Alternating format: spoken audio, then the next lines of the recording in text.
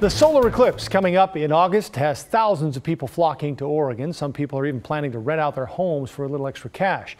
But now in Salem, some are changing their minds after new rules took effect. KGW's Christine Pitawanich is there live for us tonight. And Christine, some people are not too happy about these changes. Joe, that's because it means more money coming out of their pockets. I spoke with one man who says he's already rented out his home for the solar eclipse, but he probably won't be buying a license. So this is the main space that people will be hanging out in. This beautiful home listed on Airbnb's website got picked up quick. Folks coming from out of town to Salem to snag a good spot for the solar eclipse. We did all the remodeling. He's going by Jake, using just his first name because he doesn't want to get in trouble with the city. That's because now new rules are in place. People like Jake told they need a license to rent a room. I think it's, obviously convenient, with the timing of the eclipse.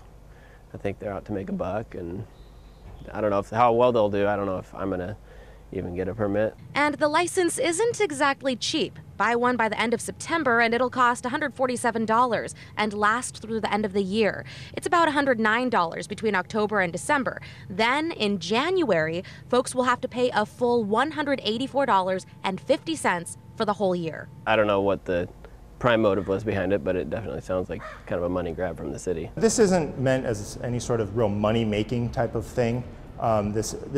What that money will also pay for is for us to be able to pay the code compliance officers. Kenny Larson with the city of Salem says they're modeling other cities, and there have also been some complaints about parking and rowdy behavior. Residents want to make sure we had some regulations and protection in place, and it costs money to enforce those. That's just the simple fact of life. The money will pay for staff to take in applications, issue licenses, and conduct home inspections. But at the end of the day, Jake says the fee cuts into people's pocketbooks and may discourage folks from renting their rooms through Airbnb. I said to my friend earlier today, if you want to make a buck off the eclipse, sell a t-shirt. I guess that is another way to make some money. So if you decide not to buy a license, do remember there are penalties that range from $1 all the way up to $2,000. The stiffest penalties are for the folks who continually break the rules and continue to get caught. And speaking of getting caught, the city will have people doing something they're calling spot checks. When I asked Larson with the city about what that means and to kind of go into that, he couldn't elaborate for me.